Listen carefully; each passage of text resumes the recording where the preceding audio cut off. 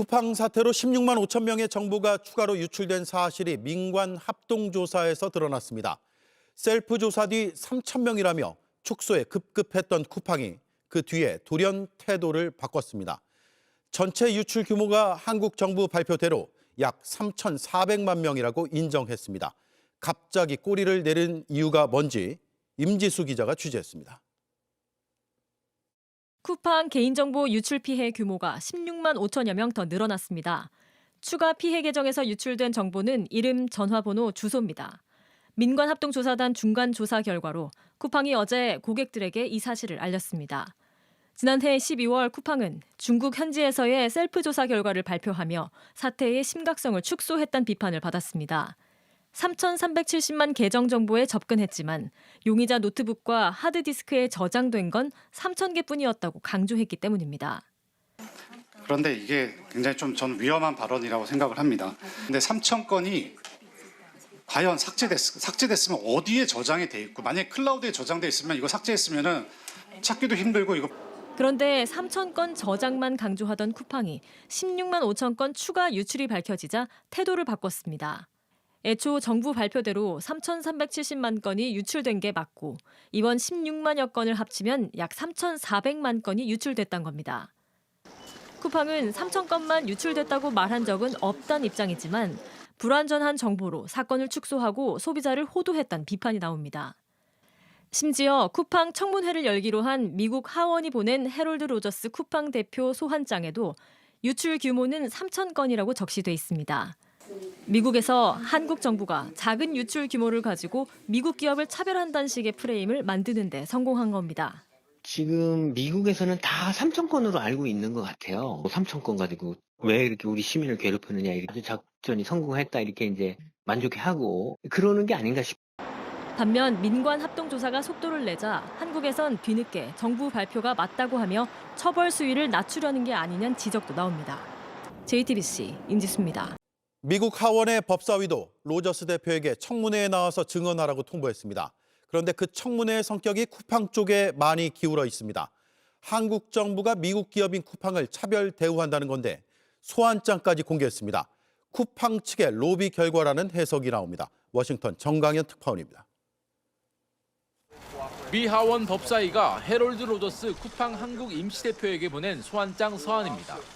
오는 23일 열리는 청문회에 출석하라며 법률 준수 여부와 관련해 쿠팡과 한국 정부 사이에 오간 통신 기록을 제출하라고 요청했습니다. 쿠팡 측은 하원 법사위 조사에 전적으로 협조하겠다고 밝혔습니다. 미 의회에서 쿠팡 사안을 단독으로 다루는 청문회가 열리는 건 처음입니다. 정부 고위 관계자는 이번 청문회에 대해 쿠팡 측의 로비로 빚어진 일이라고 평가했습니다. 실제 앞서 JTBC는 이번 청문회를 주도한 짐 조던 법사위원장의 정책 전략 수석 등을 지낸 측근이 쿠팡 측 로비스트로 활동해온 사실을 보도한 바 있습니다. 특히 조던 위원장이 이끄는 법사위 측은 트럼프 대통령의 관세 재인상 방침이 한국 정부의 쿠팡 홀대 때문이라고 주장하기도 했습니다. 미국과의 관세 재협상 문제가 특별법 통과 여부만이 아니라 쿠팡 사태 등이 복잡하게 얽힌 외교적 난제로 굳어지는 형국입니다. 회담 시작에 앞서서 루비오 장관은 통상 관련 공약 이행과 관련해서 미 측 내부의 분위기가 좋지 않다는 상황을 솔직하게 공유하겠다고 하고, 우리 정부는 쿠팡 사태를 외교 문제와 분리 대응한다는 방침이지만 미 의회가 쿠팡 측을 상대로 직접 청문회까지 열기로 하면서 쿠팡 사태를 둘러싼 외교적 부담은 더 커질 것으로 보입니다. 워싱턴에서 JTBC 정강현입니다. 앞서 로저스 대표는 경찰의 출석 요구를 뭉개면서 임직원들에게 2차례나 이메일을 보내 내부 결속에 나선 것으로 확인됐습니다. 고객 감동이 유일 가치, 99원 생리되는 쿠팡 리더십 그 자체라며 여론과 동떨어진 자화자찬을 이어갔습니다. 박수영 기자가 취재했습니다. 경찰의 3차례 출석 요구에도 묵묵보답이었던 지난 20일, 해롤드 로저스 쿠팡 대표가 임직원들에게 첫 이메일을 보냈습니다. 대규모 개인정보 유출 사태를 인지한 지 2달이 지난 시점이었습니다. 로저스 대표는 고객 감동만이 이 모든 상황 속에서도 가장 중요한 단 하나의 가치라고 강조합니다. 보상책으로 내놓은 5만 원 쿠폰을 놓고 고객 기만이라는 비판이 거셌던 여론과 동떨어진 메시지였습니다. 저도 저 보상안을 보고서 정말 화가 났습니다. 이용자 네트워크를 이용해서 확대하려고 정보 유출 사건을 활용한 거예요. 네. 그 뒤로부터 보름여 뒤인 어제 경찰 재소환을 하루 앞두고 로저스 대표는 두 번째 이메일을 보냈습니다. 케빈 워시 쿠팡 INC 이사가 미 연방준비제도 차기 의장 후보로 지명됐다며 6년 넘게 쿠팡과 성장을 함께해온 인물임을 내세웁니다. 자화자찬은 여기서 그치지 않았습니다. 성공 사례를 나누고 싶다며 쿠팡이 판매한 99원 생리대를 언급합니다.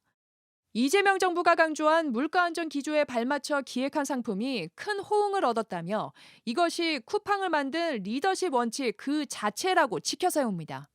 쿠팡이 한국에서 거의 대다수 매출이 나오는데 시장을 잃고 직원들마저 흔들리면은 쿠팡 자체가 뿌리쳐 흔들리기 때문에 안심용으로 좀 하는 메시지 같아요.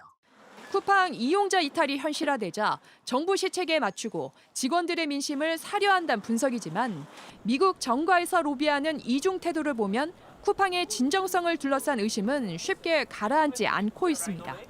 JTBC 박소연입니다.